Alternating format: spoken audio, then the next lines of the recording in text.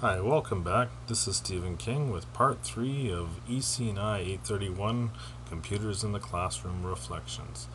And now I'm going to go on to talking about personal learning networks. I had no idea what a personal learning network was 3 months ago when this class began, but I quickly discovered what it was all about, and I had a great time building my own. I guess I began building my network by blogging and following a few blogs. And I have to be honest, I followed Dr. Kuros, and of course, and I started checking around his profile and who was following him, and that was kind of my start. Once I got into Twitter, however, I started realizing that there were links with the people I was following, and those people were posting their blogs there. And so whenever I added a new follower, I would check out to see if they had a blog, and if they had a blog, I would add them. And eventually I ended up with about 47 blogs, although today I added 2 more blogs. So now we've got 49 blogs that I'm following. I also made it a point of looking for my friends from other classes who I knew had to also blog, so I added them to my blogging list. I also, of course, wanted to follow my classmates as much as possible, although there were a few that I really didn't see very much from. Colleagues, I started following a few people that I know professionally at work, including my superintendent, which was kind of a surprise to me.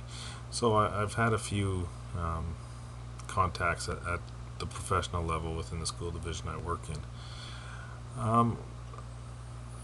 The thing about the personal learning network for me was making meaningful connections, and I wasn't interested in having thousands of followers as some seem to be, and I wouldn't follow just anybody.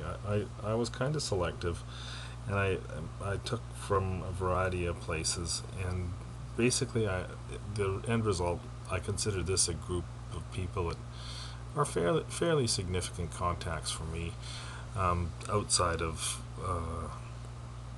the class, although some of them are, of course, classmates. The one on top here is probably the most significant one of all. It goes by the name of BBCRFC, and it's actually Dane Lowry is his name, and he's a principal in Ontario, and he and I made a connection very early in one of Dr. Kuros' classes. He audited the class, he wasn't a student, and he made a positive comment about something I had said in a class, and it was enough for me to lurk around and try to find him later on. And the rest, I guess, is history. We found each other, and we've been chatting on Twitter pretty well ever since. Not daily, but usually at least once a week we're having a chat online. So those are the meaningful connections, and that's the way I went about building my personal learning network. I guess I should say excuse me, that people at Dr. Kuros mentioned, like Sarah Hill in his other class. I went looking for these people, and they led me to other people. So I found Sarah, and through Sarah I found a girl named Christina Domini, and that was just another way of finding contacts. And I've ended up sharing things with both of those ladies online.